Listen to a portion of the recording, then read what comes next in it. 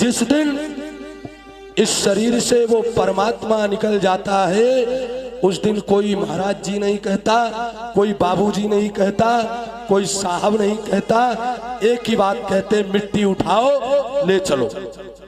जब तक जीवित है तब तक प्रेम किससे है? शरीर से। अच्छा, मरने के बाद शरीर कहीं जाता है? शरीर तो यहीं पड़ा रहता है। वो आत्मा रूपी परम पिता परमात्मा ही तो जाते हैं। कोई आज तक ऐसा माई कलाल पैदा हुआ हो तो बताओ जिसने मरने के बाद शरीर रखा हो? नहीं नहीं, हम तो इसको नहीं जाने देंगे, हमें तो इसी से प्रेम है। तब तो महाराज जो पति पत्नी जीवन पर्यंत कभी एक दूसरे को नहीं छोड़ते, हर वक्त एक साथ रहते थे। पत्नी चली जाए तो पति, और पति चला जाए तो पत्नी यही कहते, महाराज जल्दी ले चलो, घर में लोग परेशान हो रहे हैं, कहीं ऐसा न हो ज्यादा देर हो जाए तो भूत बन के घर में ही रह जाए। मरने के बाद कौन रखता है? तो जरा यहीं से विचार करो, क्या इस शरीर से प्रेम था? नहीं नहीं, ये तो सिर्फ बेवकूफी है। प्रेम तो उस शरीर के अंदर विराजमान उस परम पिता परमात्मा ईश्वर से है। जब तक उसकी कृपा है तभी तक लोग इस शरीर से प्यार करते हैं, और जैसे ही वो निकलता है तो इस शरीर को भी बर्फ की जरूरत पड़ती है, नहीं तो 24 घंटे में दुर्गंध आने लग जाएगी, सड़ने लग जाएगा। क्यों नहीं समझते आज हम लोग? क्योंकि ये कलयुग का प्रभाव है। हमें जहां पर अच्छी चीजें मिलती है वहां पर समझ नहीं आता, क्योंकि महाराज जीवन हमारा बहुत चकाचौंध में खो गया है।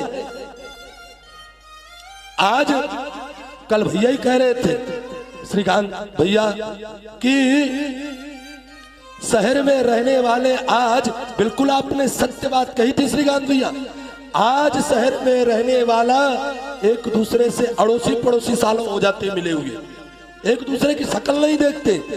हाय रे, याद करो वो दिन। आज से बहुत ज्यादा नहीं, ये 20 वर्षों में ज्यादा इस संस्कृति का विनाश हुआ है।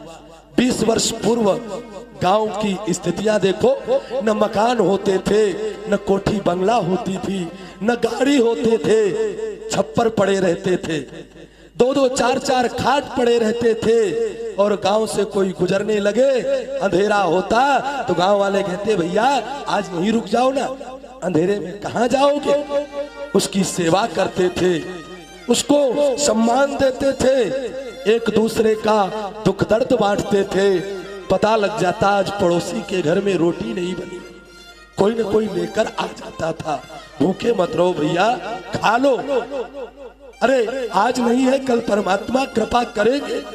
आज महाराज पड़ोसी भूखा नहीं, भूखे मर जाए कोई मतलब नहीं रखते व्यक्ति। क्यों? क्योंकि यही है कलयुग का प्रभाव, ये कलिकाल है। इसलिए इन चीजों से हमें ही बचना है, हमें ही भगवान के चरण कमलों के माध्यम से बचना होगा। मैं ये नहीं कहता कि हर चीज खराब है, नौकरी भी जरूरी है, अर्थ भी जरूरी है, मोबाइल बहुत काम की चीज है।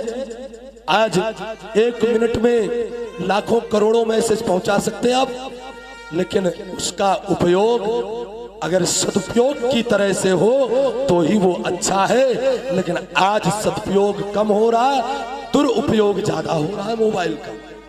जितना दुरुपयोग हो रहा है समाज में वो आपको सामने दिखाई दे रहा है। तो जो चीज अच्छी है वो बुरी भी है, लेकिन उसकी एक समय सीमा तो हो।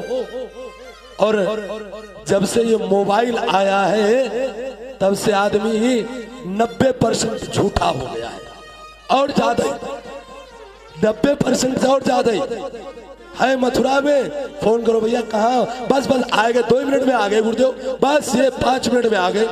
बोल रहे हैं लखनऊ से, बोला बस सिधौली पहुंच गए। इस मोबाइल ने महाराज झूठ को 99% तक पहुंचा दिया। जब मोबाइल होता ही नहीं था, वाह क्या लोग अपनी करुणा लिखते थे, पत्र, पोस्ट कार्ड। मैं भी गुरुकुल में पढ़ता था सन 2000 में। महाराज वो अंतरदेशी, वो पोस्ट कार्ड आजकल के बच्चों से पूछो तो जानते ही नहीं है, देखा ही नहीं होगा। जब वो लिखते थे तो घर परिवार वाले इंतजार करते थे। डाकिया पड़ोस में आए तो पड़ोसी पूछते, भैया मेरा कोई पत्र नहीं आया क्या, मेरी भी कोई चिट्ठी आई है? चिट्ठी देखते ही महाराज भागकर कोने में जाकर पढ़ते थे क्या लिखा है। जाने कितनी कितनी बार पढ़ते थे।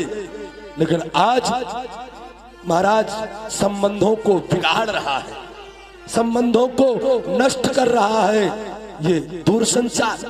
तो ये जितना अच्छा है उतना ही बुरा भी तो है।